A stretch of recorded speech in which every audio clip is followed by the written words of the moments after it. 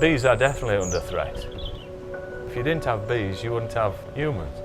It's a link in the chain. So if you take that out, you're going to have a problem.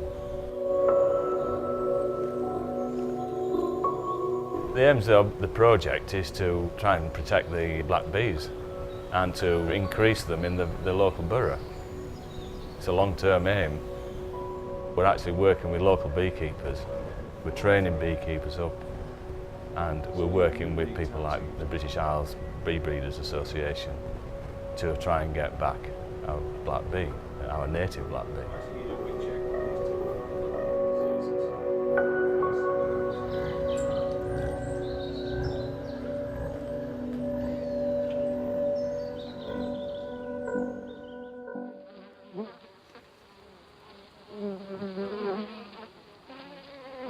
One of the biggest threats is the beekeeper.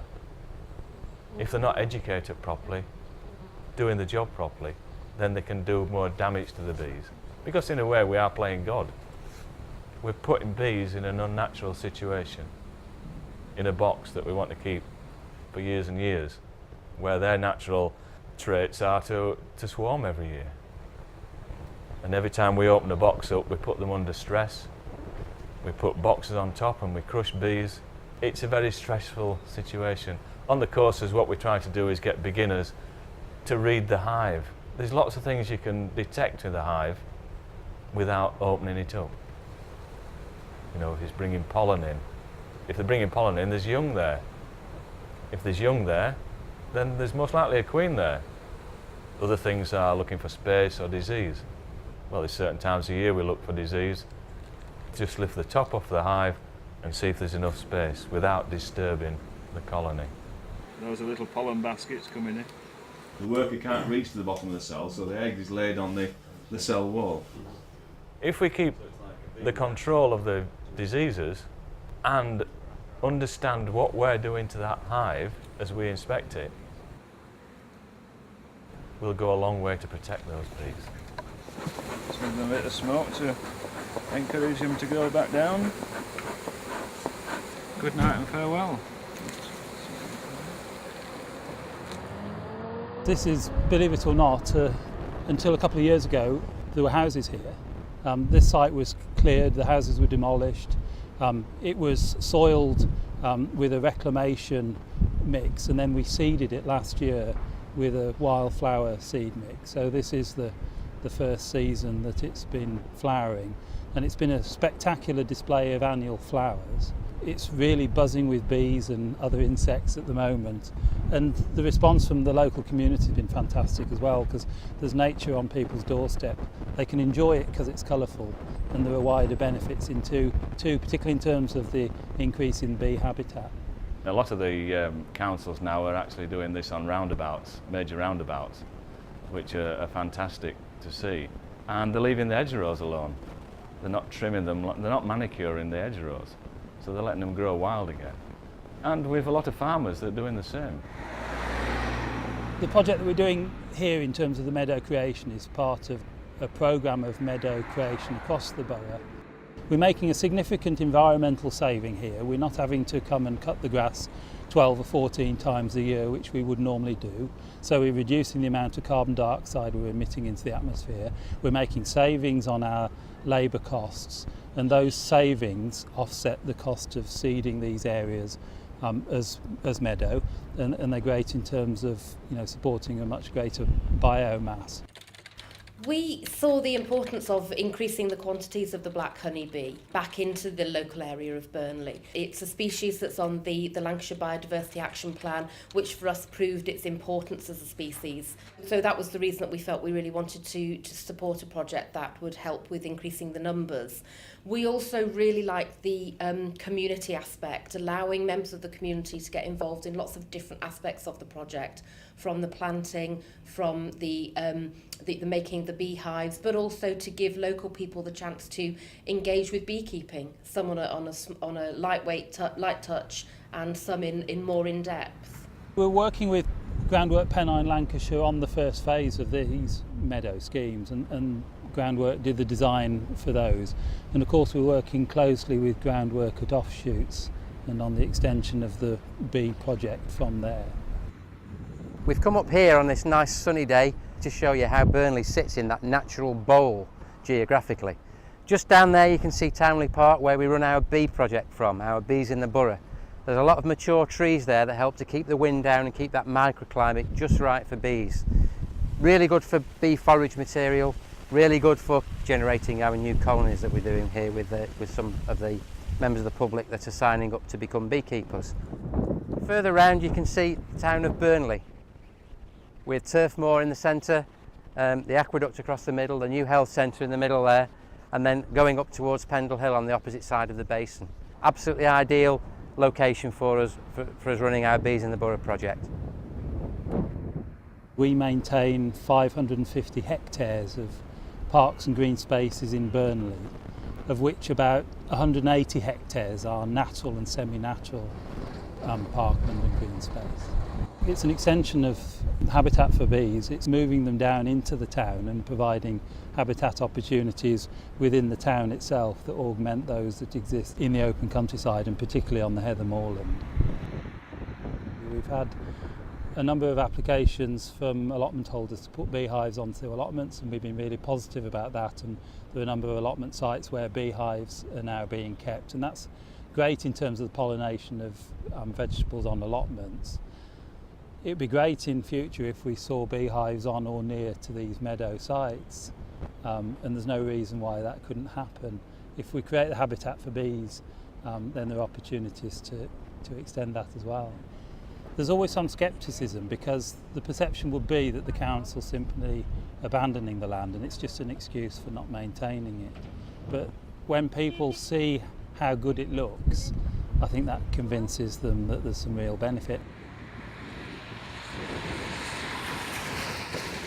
We are basically all about local produce, regionality, provenance, whichever way you want to look at it. It's about sustaining a local economy, as well as using people that actually have colour and character in the area. Because I also think that's a really important thing to think about, is that your relationship with your growers and your producers and people that you're going to develop with is a really important one to how you're going to feel about the food that you're going to serve.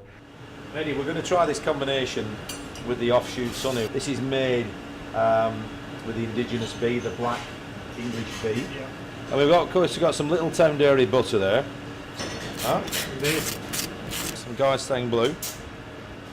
One of the most wonderful combinations I find is blue cheese and honey. What we're going to do is we're going to test it out. Look how clear that is. I'm going to give you a little taste. One for you. How good is that? Lovely. It always works, doesn't it? Went with my wife to Offshoots in Burnley. We spent the morning having a look round at the various things they do, from their educational things with local youth, and to how they define how basically we should look at sustainable growing and sustainability generally, from a waste point of view right through to a growing and end product point of view, which is great, fits in with our ethos here at Ribble Valley Inns and the Northcote Group, and I think it's a really positive thing to get behind, and something that we would like to become more involved with and to develop as we grow. Hopefully the ethos of what we are about regional produce should marry indefinitely with what Groundwork are doing.